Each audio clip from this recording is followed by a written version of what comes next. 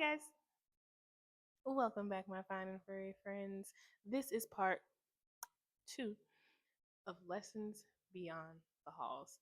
So, you're about to meet one of my good friends. Her name is San Dinkins, or San Dinkins, however you are more comfortable to call her. But we're about to have a conversation about, you guessed it, PCA. So, go get the water. See, I didn't yell at you. I haven't yelled. I haven't gotten upset. I haven't done the mommy look, you know. But go get the water, while that music play, and meet us back here in a second.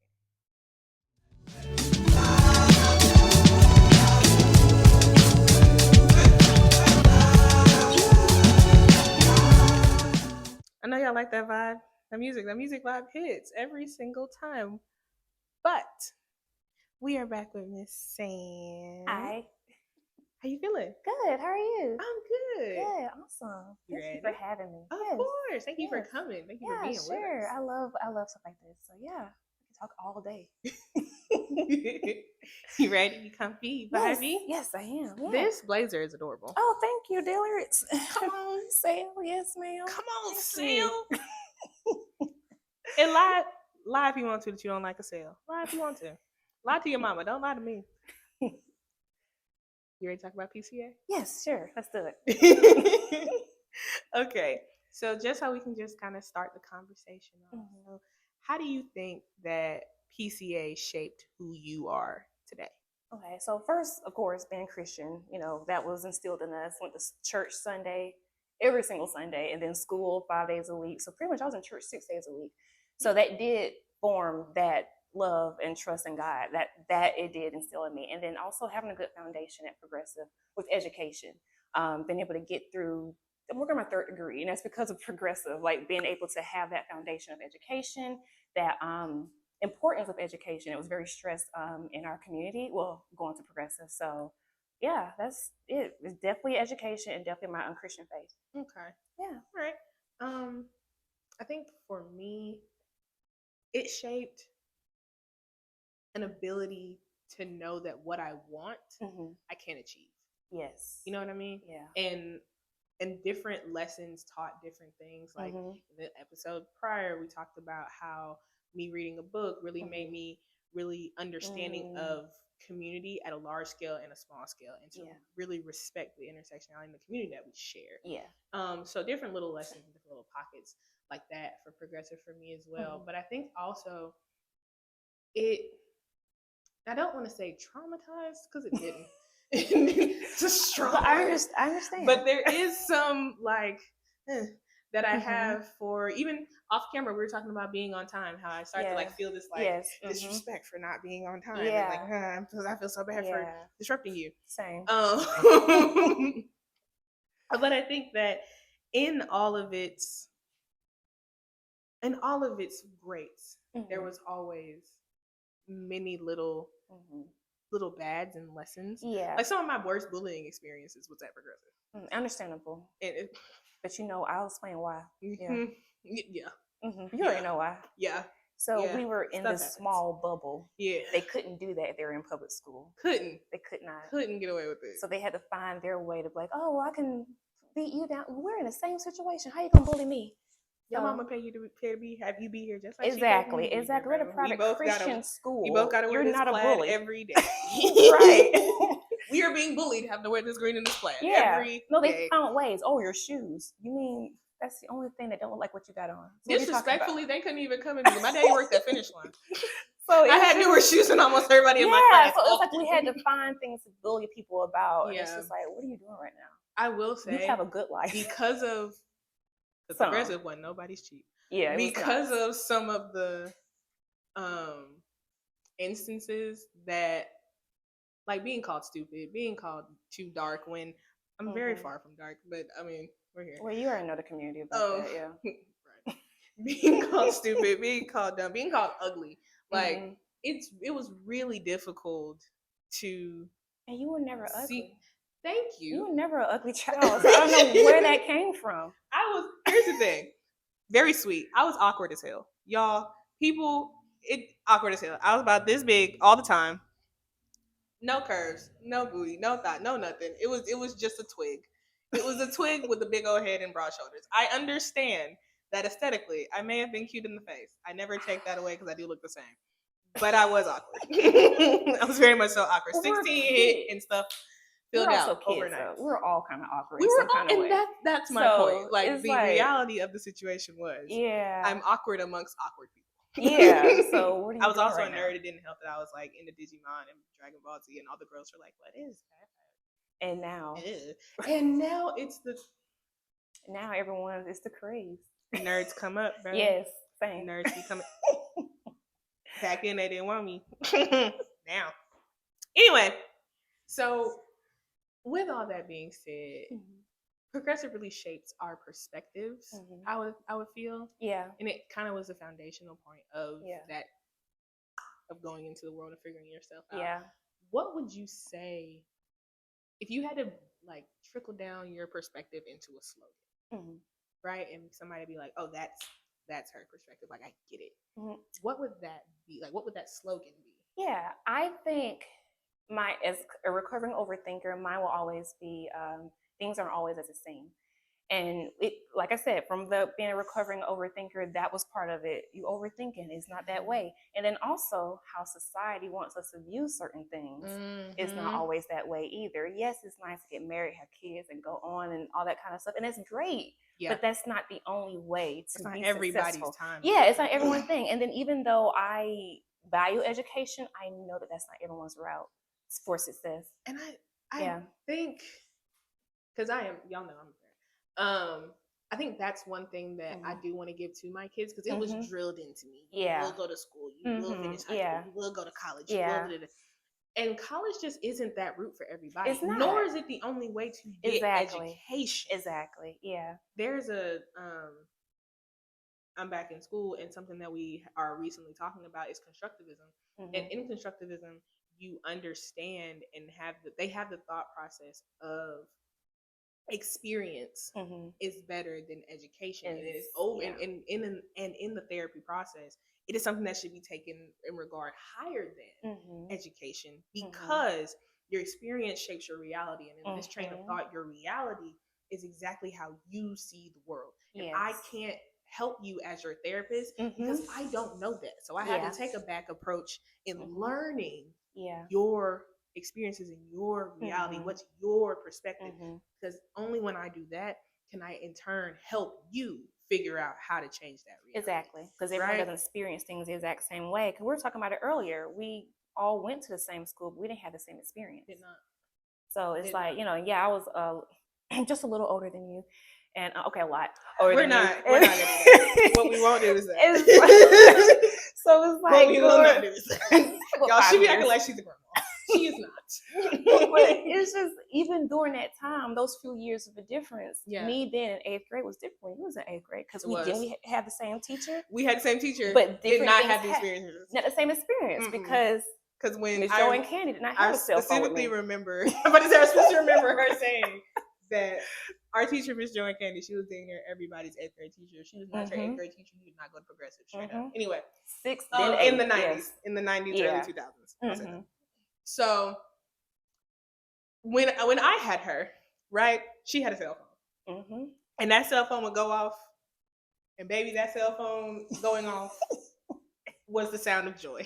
Okay, because that meant whatever that was, she's about to leave and go ahead. We did not have that during spring production time. That's what we did have. We did have that. Who was in this room? Not her. No. You don't have no substitute because she's not doing that. But you dang sure was having some good old what was it? Self-learning, self-guided things. A teacher might come pop their head in because she'd been on a phone call for like an hour. So I mean, but she was telling me they never had. We didn't have that, so we didn't have that break until spring. Dang. Until spring. And every time, you know what I say? Man, so fucking sorry for you, bro. That was I got 99 problems, and that was damn sure not one, because I was happy about that cell phone. I love it to death, but that was the longest year I had at Progressive. But now, and it's so crazy because now it's like we go to church together, and now we're almost peers. But she is hilariously still one of my favorite teachers. Yes, she is. Like one of my because we learned so much from her. Yes, like she is one of my favorite teachers. We still learned a lot. We did learn a lot from her. And one thing I did appreciate about her is that even though she was hard on us, she still had tutoring for us after. Yeah. And she broke everything down Every so simple. little minute and step. It was like, oh yes. my God, this makes sense for now. Now, when the test came, it was a different story. But in the study hall, it was great. I understood what I was talking about. I wish I understood the psychology of test taking at a young age. Yeah. I also wish that fun fact, I am dyslexic, right? We did not tell people that at Progressive. Found out at Progressive. Shout out Miss Smith to this day. Because Miss Smith found out that I needed glasses, and she found out that I was dyslexic. Oh, I love Miss Smith too. All in the same year. But we didn't want people to know, right? So we specifically talked to my principal about not doing it. One teacher, Miss Hooten, I guess caught wind of that, and I was being really, really bad at math, y'all. These word problems was fucking me up. Why? Because I can't fully get them because I am stressed the hell out, right?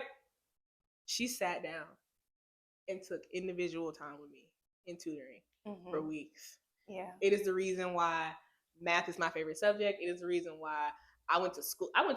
Langston paid me to go to school because of math. Like, I got scholarships because of math. So it's that kind of care and individuality. Yeah. And care and just belief in individuality that they all had. Yeah. To kind of like keep us in line. Now, were all of them registered teachers? Come to find, no. But did we get a good education? And were we nurtured? For the most part, yes.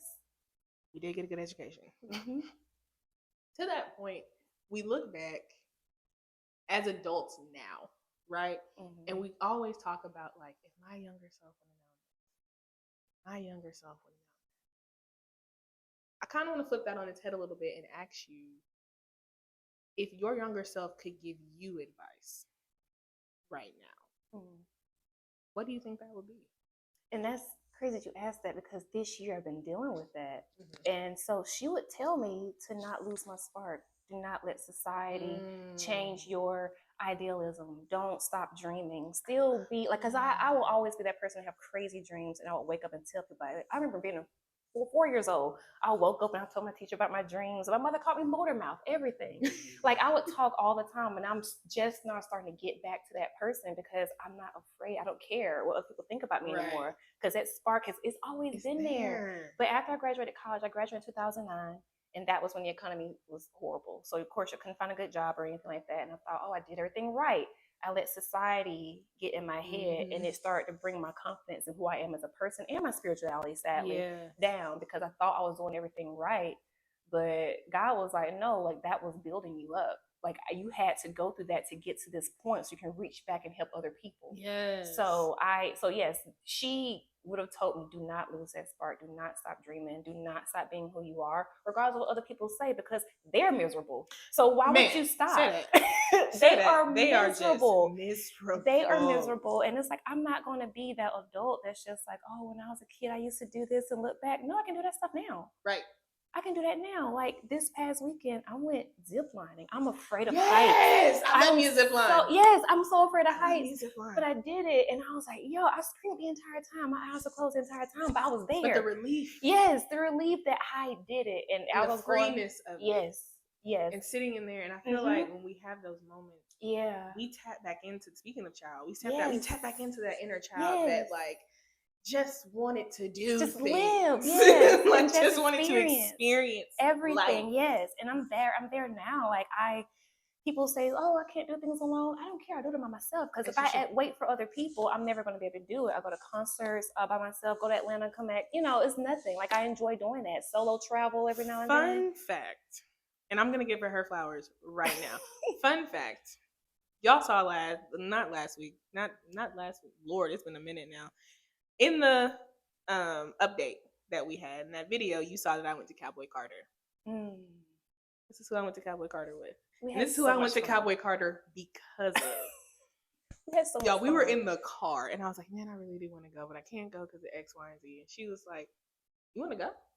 And I was like, well, yeah, I just said that, but I mean, I ain't got the money to do that. She was like, no, I can. Like, no, we can go. Let's go. I was like, I can't ask you to do that. She said you did, and I just said I would. Yeah. What? Because I Who want says you to have that? fun. Because you deserve to have fun. Like you And that's what she said in the are car. always with those kids, and they are doing so well because of you. You deserve to have time to just live.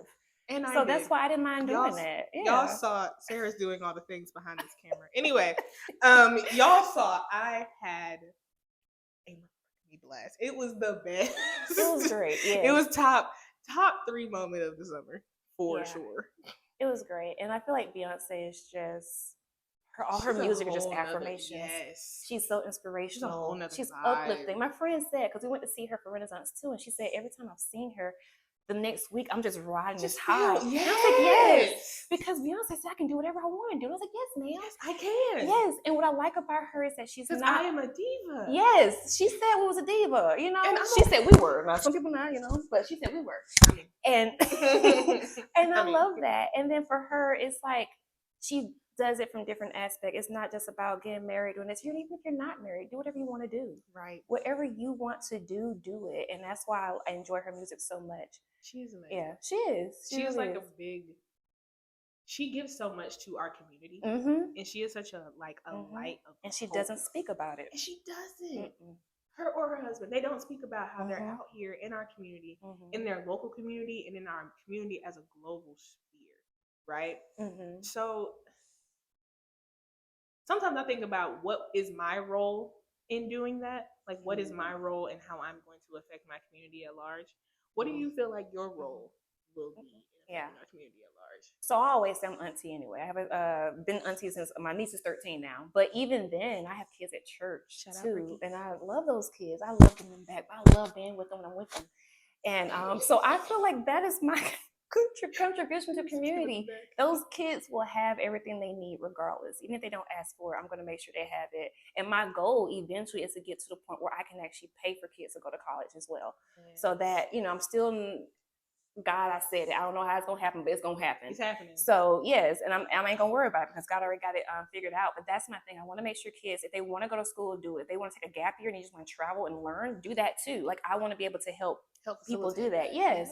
Because I feel like kids, you don't have to go down just one route. You can go different places, and I want to be able to help them understand that, see that as a mentor, and by actually doing it, and then giving them the finances to be able to experience that as well. Because every people can dream so big. There's so many dreamers around here, but they don't have the funds to actually put that to work. And dreaming big only gets you but so far. And I feel like us as a society, especially us as an African American society, we need to reach back and facilitate those dreams when we can. Because I think that's the difference between equality and equity, honestly. And I think that since the country that we're in now, especially in this political climate, isn't going to provide equity, then it's on us to begin to provide equity. I'll do it. I'm going to step up and do it because I'm sick of my people not being able to have what they need when I know the talent, I know the drive, I know the passion we put into projects. The reason America is the booming thing that it is now is because of us Black and brown folks. Yes, like let's just call it as it is, call a spade a spade. If you, again, just like last week, if you want to argue, go argue with your mom. Well, not your mama, she's stupid. Go argue with the books. Go argue with them history books, because it's facts over feelings over here. And that just is what it is. We built the economic climate that we have as a country. Hamilton was able to build a system of credit off of the work that we did in the South. Yes. So it's, and honestly throughout the country. But it's crazy to me that now we've pulled so much into this. And when I say pulled, I really do mean pulled, because it wasn't given. We've pulled so much into this that now it's time for us to stop and pull it back into ourselves. And hot take, I don't like segregation. I mean, I don't like integration. I understand. Hot take. Only because it, to an extent I do, but it required and stopped us from giving into our own communities. So the African American dollar used to stay in the African American community for years. Now, on average, the African American dollar goes out into the global economy and the global community within hours. It went from years to hours in 50 years. Y'all, that's crazy work. That's crazy work.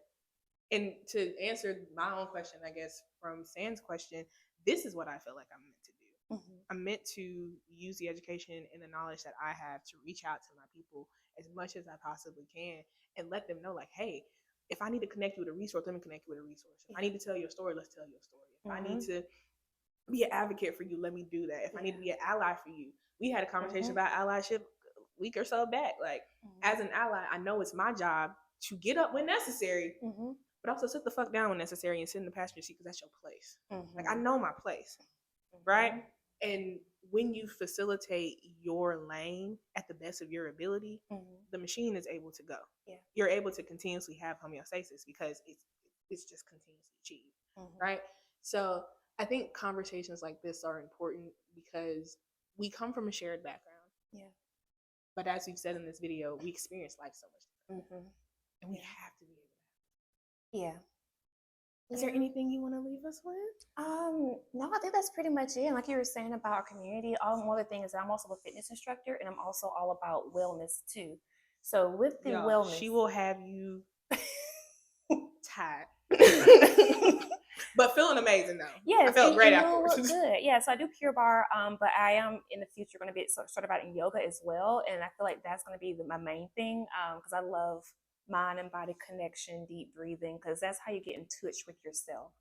Once you get in touch with who you are at the root, because that's why we were kids. That's why I love that question, because when you're kids, you were closer to the source at that time because you weren't washed with society. You weren't brainwashed of everything else you're supposed to think about. You're more close to the source of like, okay, God said this. And the Bible's a different thing. So I'm gonna go there. But I love the Bible too. But let's admit it's been translated so many different times. So we can't take what we said last week with a grain of salt. Ain't that what we said? Yeah. Did we tell you that's that thing that happens with progressive people? We know that book, y'all. Not this one. But the book. Yeah. We know that book. The book that's been translated and Jesus, the image that they gave us, that's not him. Man will do some crazy things when they are exactly in a really difficult place. Yeah, like because God forbid you just tell the truth. Exactly. That's blasphemous. Jesus looked like this. That wasn't no, Jesus. He didn't. That was some painters' like, little boyfriends. He looked cute like this lily white man with blue eyes. What? No. They said his hair was of wool. Tell me a white person that got woolly hair. I'll wait. Not curly hair. Woolly, but you know what? Yeah. I don't want to get censored. Never mind. But that's it. We're pretty much just getting back to self, and I'm all about that as well. And that's another way that I'm willing to help people to get back in contact with that. So yeah, I love this. Yeah, I had so much fun here. So hold on. She had fun here. You have fun here. Make sure that you are following us. You subscribe. You come back because next week we got another little treat for you. But San isn't going anywhere. She's not going anywhere. She'll be here for the group discussion. Not this next video, but the video after that, just in case you don't want to do. But hey, you know what? I wish you have a good day. Yeah. You know what else I wish? I wish you hope. I wish you love. But above all else, I wish you peace. Have a good day, guys.